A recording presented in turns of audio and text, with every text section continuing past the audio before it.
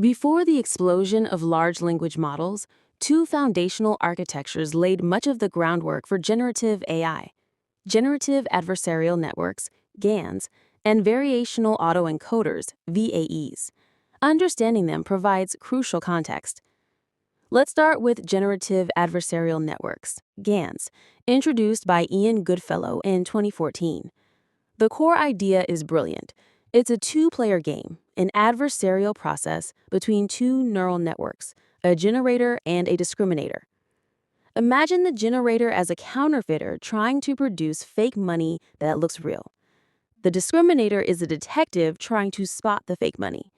The generator takes random noise as input and tries to produce realistic-looking data, for example, an image.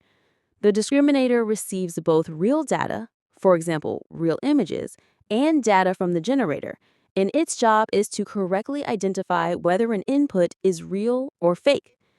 These two networks train simultaneously, in competition. The generator learns to produce increasingly realistic fakes to fool the discriminator. The discriminator learns to become better at distinguishing real from fake. This adversarial process continues until the generator becomes so good that the discriminator can no longer reliably tell the difference. At this point, the generator can produce highly convincing, novel data. GANs are renowned for generating incredibly realistic images, from human faces to landscapes, and can even translate images from one domain to another, for example, converting a horse to a zebra. However, they can be challenging to train due to their adversarial nature.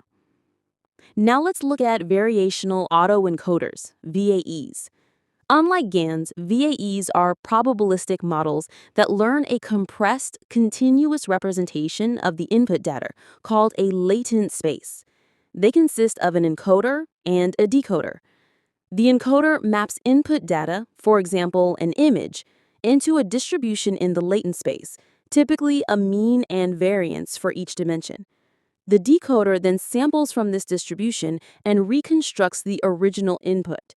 The VAE is trained to ensure that the latent space is well-structured and continuous. This well-structured latent space is crucial for generation. By sampling new points from this latent space and passing them through the decoder, VAEs can generate new data that resembles the training data. VAEs are known for their ability to generate diverse outputs and perform smooth interpolations between different generated samples. While GANs excel at photorealism and VAEs at diversity and smooth interpolation, both were instrumental in advancing generative modeling. They demonstrated the feasibility and power of teaching machines to create, paving the way for the sophisticated large language models and diffusion models we see today.